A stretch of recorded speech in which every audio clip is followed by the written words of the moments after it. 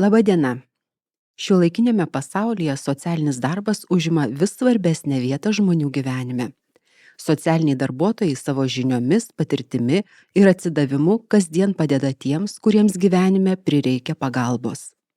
Socialinės apsaugos ir darbo ministerijos užsakymu atlikta apklausa parodė, kad daugiau nei ketvirtadalis Lietuvos gyventojų vienaip ar kitaip yra susidūrę su socialiniu darbuotoju. Žmonės supranta ir vertina socialinių darbuotojų darbo svarbą. Apie socialinio darbuotojo profesiją kalbamės su Jovita Nedvecka, Socialinės apsaugos ir darbo ministerijos socialinių paslaugų grupės patarėja. Labadiena. Sveiki.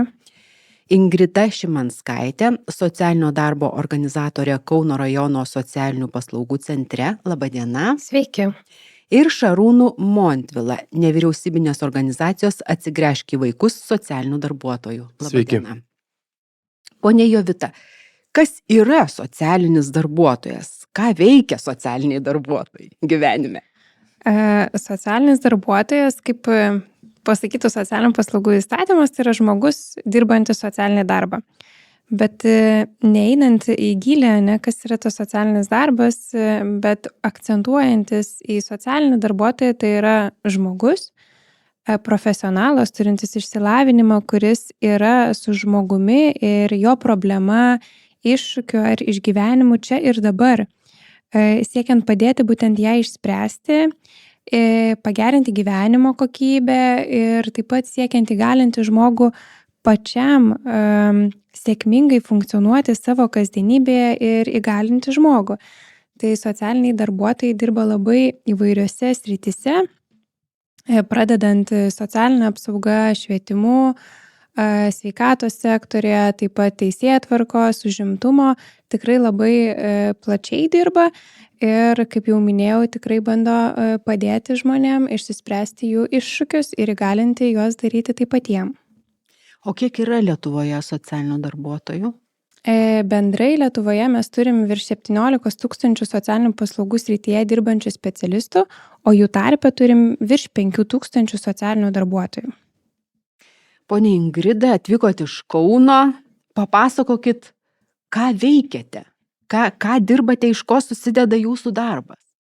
Taip, tai aš, kaip ir minėjote, esu socialinio darbo organizatorė, tai labai panašiai kaip socialinis darbuotojas, tačiau yra tam tikrų niuansų.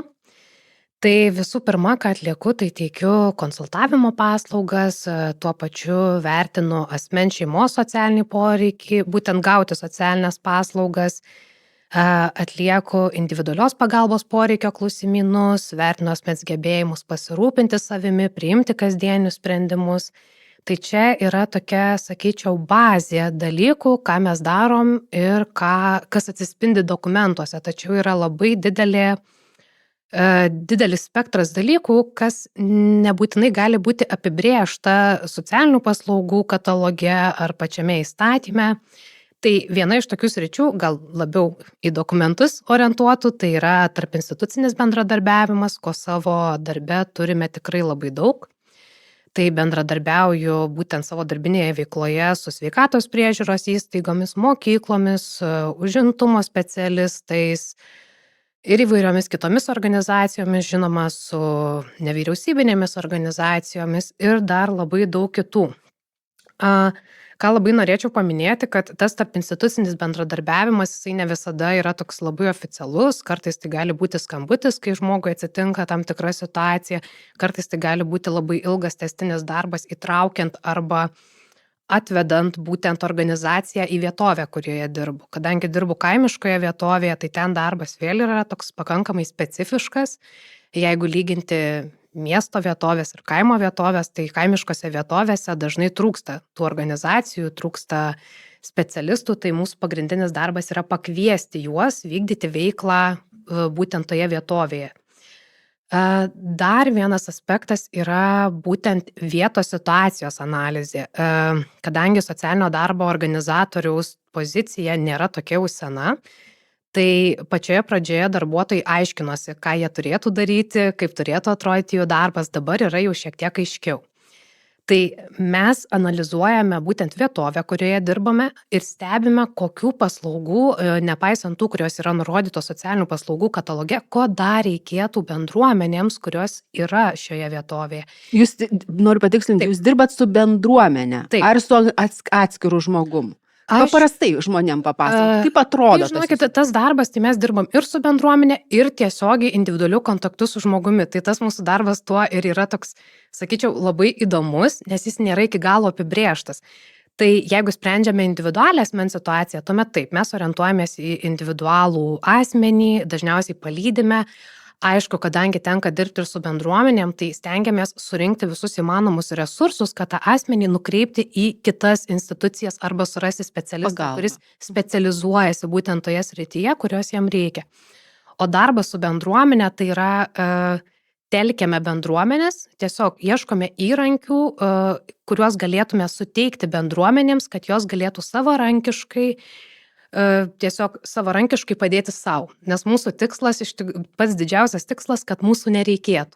Mes norėtume sukurti tokią utopiją, kur socialiniai darbuotojai nereikalingi ir kad bendruomenės galėtų tiesiog tokiu savireguliavimo principu spręsti tas savo problemas. Tai iš tikrųjų į tą labai daug įeina ir savanorystės skatinimas, ir kokių nors bendruomeninių iniciatyvų skatinimas. Tai dažniausiai socialinio darbo organizatorius veikia kaip toks katalizatorius, pastebi poreikį ir organizuoja tam tikrą iniciatyvą, į kurią įtraukia žmonės ir ilgalaikiai perspektyvoje palieka bendruomenę keliauti su ta iniciatyva ir lėtai atsitraukia. Tai mes stengiamės būti tokiais pilkaisiais kareivėliais, kurie ilgainiui tiesiog pasitraukia. Ar galite pateikti kokį pavyzdį, kad pamatėte, kad yra problema kažkokiam bendruomeniai ar žmogui, kažkaip padėjote ir jie toliau ten keliauja? Taip, tai kadangi apskritai Kauno rajone dirbu dar pakankamai neilgai, tai prieš metus pastebėjau, kad mano vietovėje, kurioje aš dirbu, yra labai didelė vyresnio amžiaus asmenų vienišumo problema, kadangi anksčiau kaimiškos vietovės buvo tokios plačios, kaimynai gyveno šalia kaimynų ir vyresnio amžiaus asmenys jie buvo įpratę turėti šalia kaimyną, su juo kalbėti, su juo bendrauti.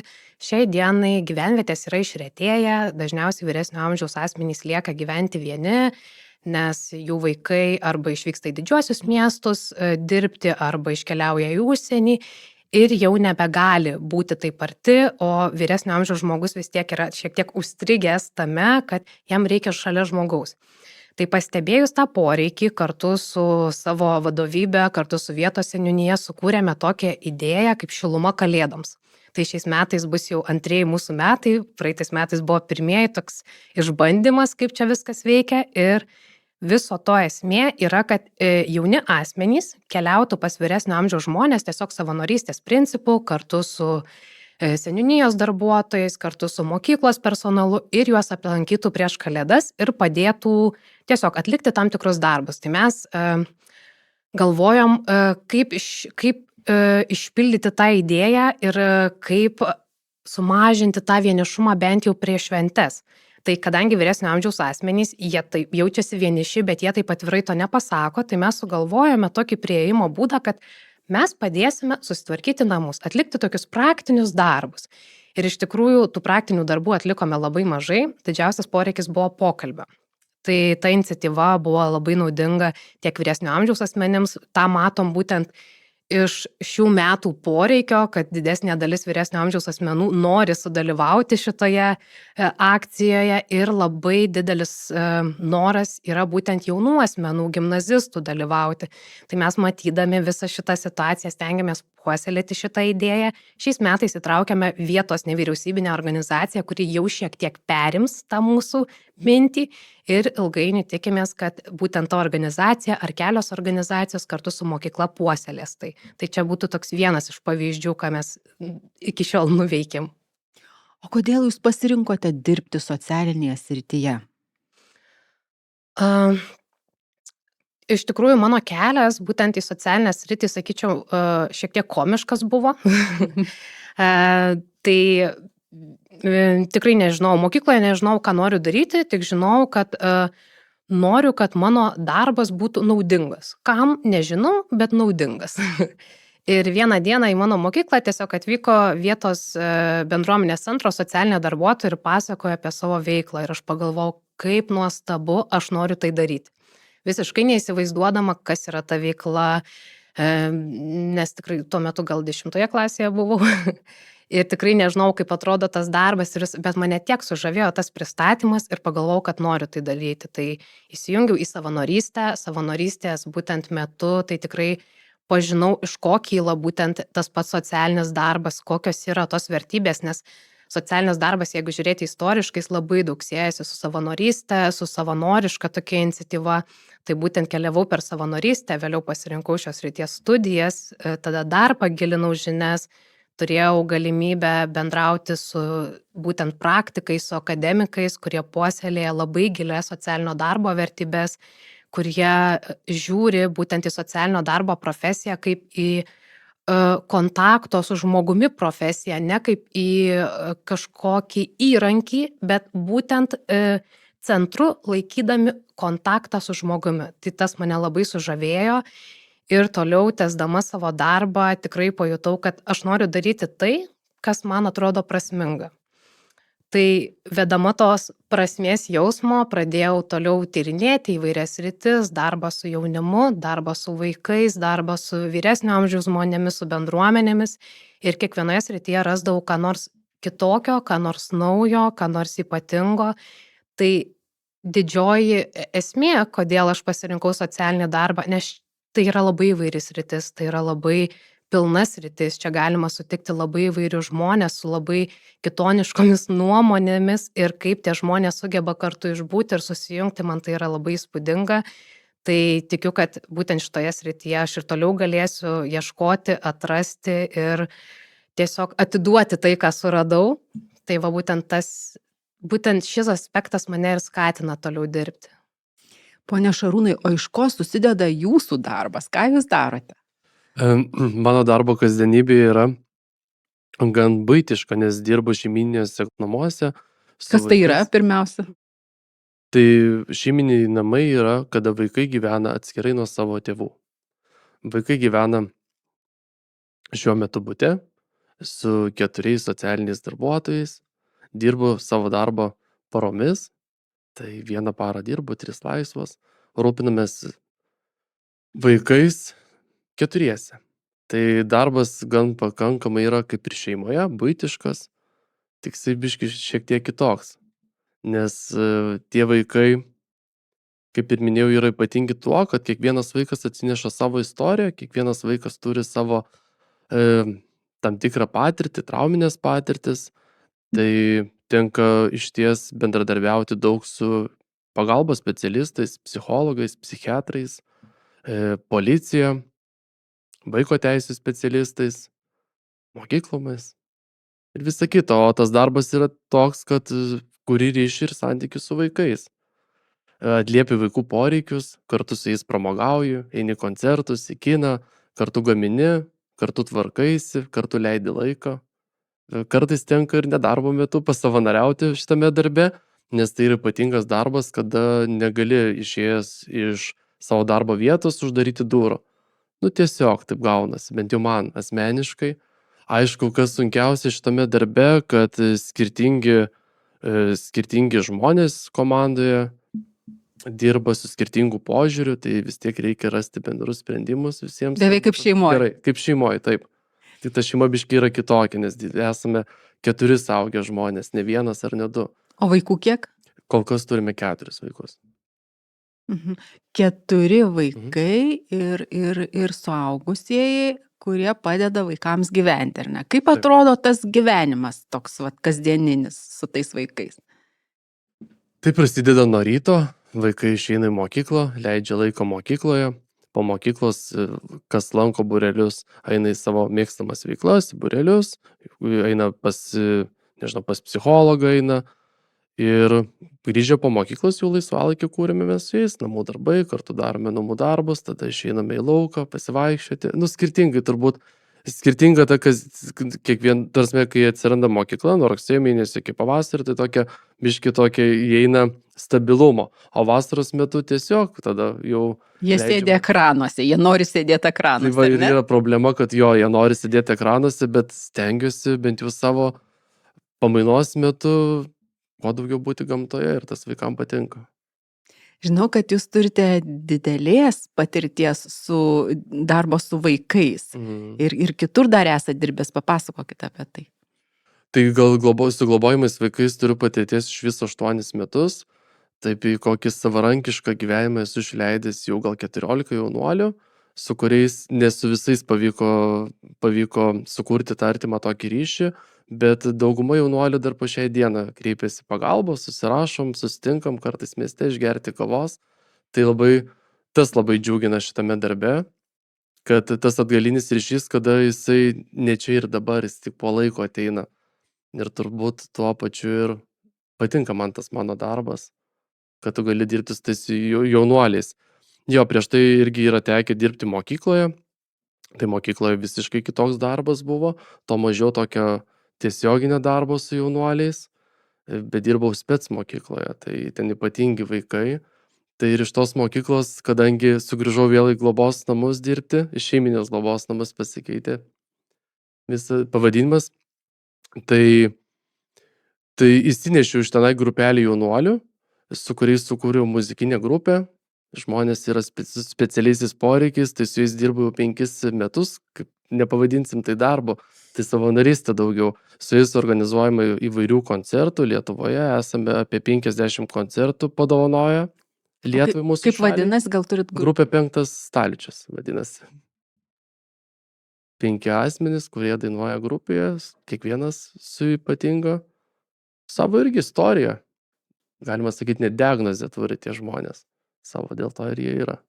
5 ir tas grupės pavadinimas toks kyla. Kad kiekvienas stalčiukas yra stebuklingas, žodžiu. Klausau ir galvoju, o kas žmogų įkvepia socialinėme darbe? Kas įkvepia, Šarūnai, jūs? Nežinau, net atrodo kasdienybė, tai prasme rezultatas. Rezultatas tai, ką darai, tai prasme džiaugsmą sukelia. Turbūt per tą džiaugsmą gėrį, atgalinį ryšį. Šitie visi dalykai. Pone Ingrida, o jūs kas įkvepia? Mane asmeniškai įkvepia, kaip ir minėjau, tai, kad aš jaučiu, kad tai, ką darau, yra prasminga. Mane įkvepia būtent tas prasmės jausmas, netgi ant savo stalo visuomet turiu užrašą, žmogui reikia žmogaus. Tai mane įkvepia būtent tas žinojimas, kad tam tikrais momentais aš galiu būti tuo žmogumi, kuris atsiranda tada, kai jo prireikia. Dar vienas toks aspektas, tai kaip ir minėjo kolega, kad įkvepia būtent tas atgalinis ryšys, kai tu pamatai, kaip tavo veiksmai įtakojo būtent asmenį, su kuriuo tu susidūrei, kartais galbūt pats net nesureikšmindamas to, ką pasakėjai, to, kad buvai tuo metu šalia, tu padarai įtaką žmogui, padarai tą įtaką teigiamą ir po kažkiek laiko žmogus atsigręžia ir pasako tau, kad būtent tas žodis ar veiksmas buvo jam svarbus ir galbūt padėjo išgyventi tam tikrą momentą. Ir žinoma, mane labai įkvepia specialistų pavyzdžiai, labai stengiuosi domėtis savo aplinkoje esančiais specialistais, ką jie veikia, noriu pamatyti, kaip jie dirba ir tikrai aš noriu pasidžiaugti, kad mes turime labai nuostabių socialinių darbuotojų, socialinio darbo praktikų, taip pat akademikų, kurie neša socialinio darbo vėliavą, neša su tomis stipriomis būtent idėjomis, su kuriomis ir gimė socialinis darbas. Tai jų veikla, jų toks prisidėjimas mane iš tikrųjų labai įkvepia darbui ir norisi tęsti, daryti ir kažkaip siekti to geresnio rytojaus tiek mūsų visuomeniai, tiek apskritai kažkokiom mažom bendruomenėm. Tiesiog norisi kasdieną padaryti kažką, kad rytojus galbūt atrodytų geresnis. Socialinis darbas, ar tai yra profesija, ar tai galbūt gyvenimo būdas, o gal tai pašaukimas? Mano galva, tai gali būti visi 3 dalykai ir tuo pačiu nei vienas. Tai kažkam tai gali būti profesija, tikrai yra darbuotojų, kurie gali ateiti į darbą, ten puikiai dirbti ir išėję uždarę duris, palikti viską darbe ir ramiai miegoti be jokių istorijų, be jokių minčių. Tuo pačiu yra darbuotojų, kurie savo darbą sieja ir su gyvenimu, jie netgi po darbo kuria įvairias idėjas, inicijuoja įvairias veiklas, savanoriauja būtent toje srityje ir siekia to socialinio pokyčio. Kalbant apie pašaukimą, aš galvoju, kad būtent asmenys, kuriems tai yra pašaukimas, jie ateina iš tokių krikščioniškų dvasinių paskatų, nes pašaukimas savaime duoda suprasti, kad tai ateina iš dvasingumo. Aš nenorėčiau galvoti, kad tai yra pašaukimas, nes tai reikštų, kad tik tai išskirtiniai žmonės galėtų būti tam pašaukti.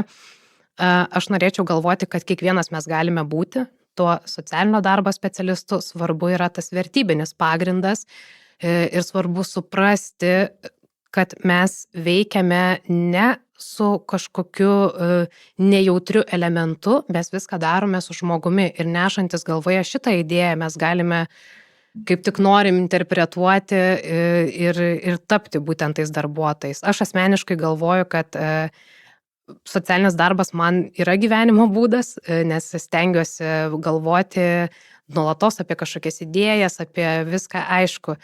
Labai gerai yra, kai yra socialinių darbuotojų, kurie iš tikrųjų dirba tai kaip profesija, nes jie yra tokie sveiki specialistai, kurie palieka darbą darbe ir išeina namo.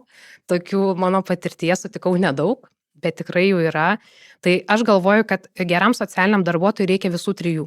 Visų trijų tam, kad jisai gebėtų išlaikyti balansą, gebėtų tinkamai, ne tai kad tinkamai, bet būtent įdėti ir dvasinio aspekto ir tuo pačiu šiek tiek atsidavimo.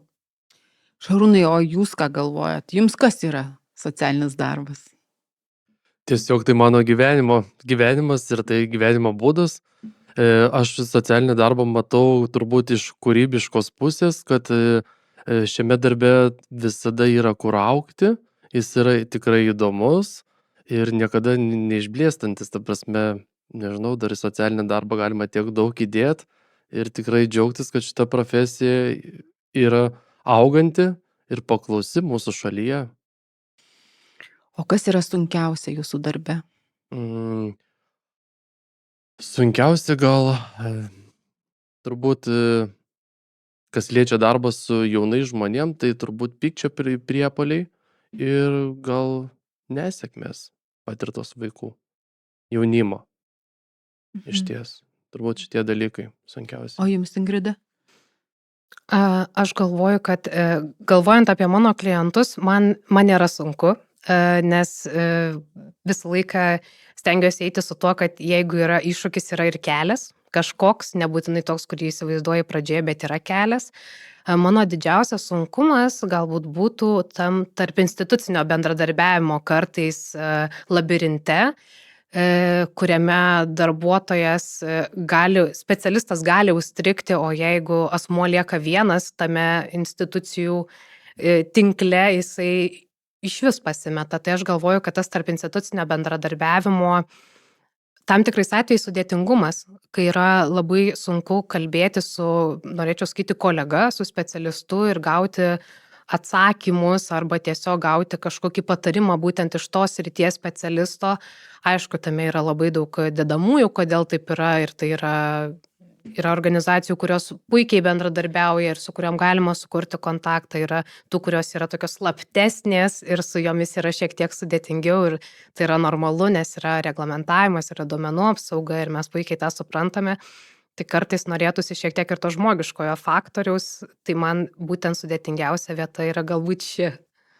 O kokių asmeninių savybių reikia žmogui dirbančiam socialinį darbą? Mano manymu, socialinio darbo specialistui reikia nemažai įžvalgos, reikia matyti tuo pačiu matyti ir vieną individualų žmogų ir visą supančią aplinką. Nes jeigu galvoti vėl per tą, kad žmogui reikia žmogus, mes visi esame tokie socialūs padarai, tai reikia matyti ir tą tinklą, kuris supa, nes labai dažnai bandant išspręsti tam tikrus iššūkius, mes pamirštame, kad yra ne tik žmogus, bet yra ir jo aplinka. Tai būtent šitas matymas mano galva yra labai svarbus.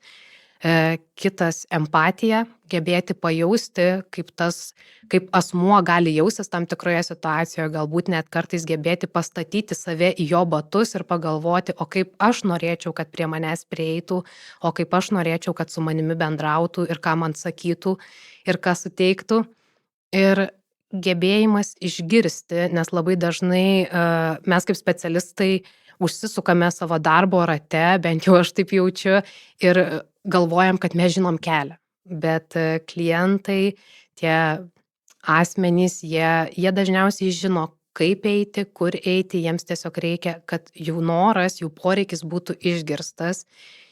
Ir tiesiog tikėti, kad asmuo turi gebėjimų, kad asmuo yra galintis, nes labai dažnai man būtent nepatinka tas žodis klientas, man norisi sakyti tiesiog asmuo. Žmogus, dar geriau, žmogus. Nes tai man norisi matyti, kad esu aš ir yra kitas žmogus ir mes esam tame pačiame lygmenyje ir kad jisai turi tiek pat gebėjimų, jis turi tiek pat galios pakeisti savo situaciją, jam tik reikia kažko, kas stovėtų šalia ir mūsų darbas, kaip ir minėjo, kas yra tas socialinis darbas, kad mūsų darbas nepadaryti už asmenį, mūsų darbas yra pabūti šalia, nukreipti ir suteikti įrankius. Tai aš galvoju, kad būtent tas tikėjimas, kad žmogus yra pajėgus spręsti, tai yra bene svarbiausias. Šarūnai, ką jūs galvojat? Kokių savybių reikia? Kokių savybių jūs turite? Tai turbūt būti empatišku, atviru, suprantančiu, užjaučiančiu žmogumi. Kas liečia jaunuolius, ta prasme, liečia būtent mano darbą, tiesioginį darbą su jaunuoliais, tai turbūt leisti jiems būti savimi, tas svarbiausia, ir suprasti juos, ir nebandyti tų žmonių pakeisti. Jeigu jam patinka tai daryti, tai tiesiog į tą linkmę ir nukreipti, jeigu jo tai yra kelias.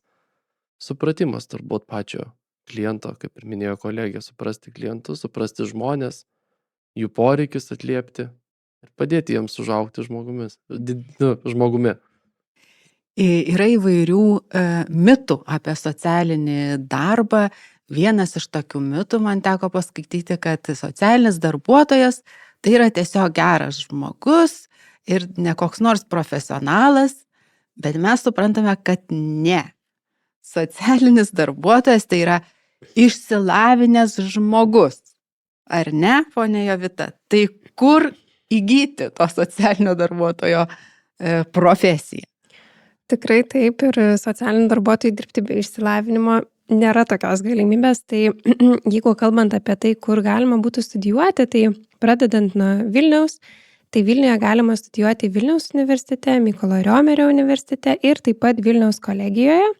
Jeigu perinant prie Kauno, tai Kaune Vytauto Didžiojo universitete, Lietuvos sveikatos mokslų universitete, taip pat ir Kauno kolegijoje, Švento Ignaco Lojolos kolegijoje bei Kolpingo kolegijoje. Keliantis į Klaipėdą, Klaipėdos universitete, Klaipėdos valstybinėje kolegijoje. Taip pat socialinį darbą galima studijuoti ir kitose Lietuvos miestuose, tai Marijampolės, Panevėžio, Utenos ir Šiaulių valstybinėje kolegijoje. Socialinis darbas yra socialinės apsaugos ir darbo ministerijos kuruojama sritis. Tai natūralu. Kokie yra ministerijos siekiai ir kokie yra nuveikti darbai? Kad socialiniam darbuotojam būtų geriau, kad šita profesija klestėtų ir žmonės būtų patenkinti. Tai gal pradėsiu nuo nuveiktų darbų, o pabaigsiu siekiais.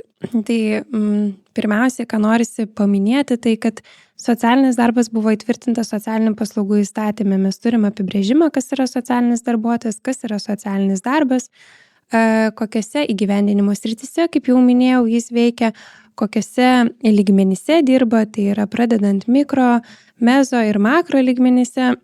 Taip pat, ką labai svarbu, kad socialinių paslaugų įstatyme yra įtvirtinta, kad socialiniai darbuotojai privalo tobulinti savo profesinę kompetenciją ir tą turi daryti ne mažiau nei 16 akademinių valandų per metus dalyvaudami mokymuose ir 8 valandas per metus dalyvaudami supervizijoje. Tai ką kolegė minėjo, kad tikrai specialistam reikalinga ir patiem profesinė pagalba, tai supervizija būtent yra apie profesinę pagalbą, kad pats darbuotojas galėtų efektyviau padėti kitam. Ir superviziją įstatymę mes turim nuo 22 metų Liepos. Ir tikrai girdim, kad tai yra labai pasiteisinę ir labai reikalinga patiems socialiniam darbuotojam. O dar grįžtant prie mokymų ir supervizijos, kas yra ypatingai svarbu ir ką mes esam akcentavę socialinių paslaugų įstatyme, kad tokia apriptimi mokymai ir supervizija yra įskaitomi į darbuotojo darbo laiką, mokant jam darbo užmokestį ir taip pat darbdavys privalo savo lėšomis padengti būtent 16 akademinių valandų mokymus ir supervizijas, kad darbuotojai tas yra privaloma, bet darbdavys to turi pasirūpinti. Toliau perinant prie to, kas yra jau nuveikta, tai ką labai svarbu pasakyti ir tas vėlgi yra susijęs su mokymais, kad mes 2022 metais, ne mes, bet veiklą pradėjo 2022 metais socialinių paslaugų srities darbuotojų profesinių kompetencijų tobulinimo centras. Mes trumpiniu vadinam PKTC, specialistams bus lengviau suprasti, apie ką kalbu. Tai tikrai centras atsirado tam, kad darbuotojai turėtų dar platesnį spektrą mokymo pasirinkimo ir jie tikrai gali ten mokymus išklausyti nemokamai. Taip pat šitas centras yra atsakingas ir už metodinę pagalbą, ir už kitas veiklas, ir stebint rezultatus, tai mes tikrai kasmet centro organizuojamuose mokymuose dalyvauja virš 10 000 socialinių paslaugų srities darbuotojų, kas tikrai yra platus ratas specialistų. Ir pereinant toliau, kalbėjom apie tą profesijos, kiek čia yra pašaukimas, nepašaukimas, tai mes tikrai socialinės apsaugos ir darbo ministerijoje matom, kad socialinį darbą gali dirbti tik socialiniai darbuotojai. Tai yra žmonės turintys socialinio darbo išsilavinimą ir nuo praeitų metų Liepos 1 tas yra įtvirtinta socialinių paslaugų įstatyme, kad tik socialinio darbo išsilavinimą turintys žmonės gali dirbti socialiniais darbuotojais. Kas dar yra svarbu, patvirtintas socialinių paslaugų srities darbuotojų etikos kodeksas, kuris nustato profesinės veiklos principus, vertybės ir normas. Ir baigiant turbūt su to, ką mums jau pavyko nuveikti ir pereinant prie mūsų siekių, tai vienas turbūt iš svarbiausių, gal nereikėtų sakyti apie socialinį darbą kalbant, bet tikrai tai yra svarbu kiekvienam žmogui, nesvarbu kokioje srityje jis dirba, taip pat yra ir socialiniam darbuotojui, tai yra darbo užmokestis. Ir jis tikrai auga kasmet. Per paskutinius 5 metus padidėjo 65% ir pagal šių metų statistiką vidutinis socialinio darbuotojo darbo užmokestis savivaldybių biudžetinėse įstaigose siekia 1411 eurų į rankas. Ir tas didėjimas vis dar nėra pakankamas, todėl kad mes vis dar nesiekėm vidutinio šalies darbo užmokesčio. Ir nors socialinis darbuotojų darbo užmokestis augo sparčiau nei vidutinis šalies darbo užmokestis, bet mes vis tiek jo nesiekėm. Tai reiškia, kad tikrai turim dar ir įdirbio įdėti, kad ne tik pasiektų vidutinį darbo užmokestį, bet ir šoktelėtų šiek tiek aukščiau, tai tikrai ties tuo dabar intensyviai dirbam. Kitas mūsų siekis, kas yra svarbu, šiuo metu yra rengiamas socialinių paslaugų įstatymo pakeitimo projektas, kuriame siekiame įtvirtinti socialinių darbuotojų saugumo klausimą, nes dalykai keičiasi ir atsiranda visokių iššūkių socialiniame darbe. Gal ir anksčiau jų buvo, bet tikrai dabar yra toks paaštrėjęs laikotarpis ir mes matom, kad tai yra opi problema ir opus klausimas ir ieškom būdų, kaip spręsti, kad socialiniai darbuotojai jaustųsi saugiai savo darbe, nes tas tikrai yra būtina darbe. Taip pat, ką dar svarbu paminėti apie mūsų siekius, tai šiuo metu derinam vyriausybės nutarimo projektą, kuris kalba apie pailgintas atostogas socialiniams darbuotojams, visiems socialinių paslaugų srities darbuotojams, bet tame tarpe ir socialiniam darbuotojams ir siekiam suvienodinti atostogų trukmę darbuotojams, kurie dirba nestacionariuose socialinių paslaugų įstaigose ir stacionariuose socialinių paslaugų įstaigose, įtvirtinant, kad turėtų 30 darbo dienų atostogų per metus. Kas dar yra svarbu, kad ateityje svarstome sudaryti galimybę dirbti socialinėme darbe paskutinių socialinio darbo studijų studentams galimybę. Tai reiškia, kad jie jau studijuodami galėtų pradėti dirbti šioje srityje. labai svarbu tai yra dėl pagrindinio 2 priežasčių. Yra ir daugiau, bet pagrindinės yra tokios 2. Viena tai yra, kad specialistas jau studijų metais gali ateiti į sritį, išbandyti save, pasižiūrėti, kaip veikia praktika su teorija, nes tikrai socialinis darbas yra labai praktinis darbas ir tikrai reikia surasti būdus, kaip įgalinti teoriją praktikoje. Tai tas yra svarbu pačiam žmogui, kuris pasirinko socialinio darbo studijas, bet iš kitos pusės tai yra taip pat labai svarbu ir mum, nes mes statistiškai stebim, kad žmonės baigę socialinį darbą neateina dirbti socialinio darbo. Kodėl? Turim visokių svarstymų, bet vienas iš yra todėl, kad studijų metais jie susiranda kitus darbus, įsitvirtina ten ir gerai jose jaučiasi. Ir tada atrodo, kad po studijų jau kažką keisti yra iššūkių. Tai kažkaip manom, kad ir mums tai būtų geriau, nes mes prisitrauktume daugiau specialistų, bet tuo pačiu ir patiem socialinio darbo studijų studentams tas būtų naudinga. Ir pabaigai tikrai matom, kad socialinis darbas yra labai įvairus ir labai keičiasi. Tikrai siekiam ir jau tą darom ir tikrai darysim ir ateityje, tai bandom visokių naujų metodų prisitraukti į Lietuvą. Tai dabar aktyviai kaip tik vyksta ir nemokamų mokymų pagal konkrečius metodus, tai pagal Tibirai, pagal Smart mokymai, kur darbuotojai tiesiog gali registruotis ir juose dalyvauti. Taip pat artimiausiu metu planuojam, kad startuotų ir mokymai pagal metodus MAPA ir HASTE ir ateityje tikrai norėtume, kad dar kitokių metodų atsirastų Lietuvoje ir atsivežti juos iš užsienio, bet taip pat turim ir tokią didelę svajonę, galima sakyti, kad tikrai norėtume, kad ateityje turėtume ir savo lietuvišką metodą socialinio darbo skirtingose srityse dirbant, tai pradėtume nuo kažko galbūt darbui su negalia konkretų metodą, bet tikrai norėtųsi vystyti ir tikrai manom, kad turime Lietuvoje stiprių socialinių darbuotojų, kurie būtų pajėgus sukurti naujus dalykus, juos įgalinti ir toliau implementuoti. Dėkuoju Jums už pokalbį.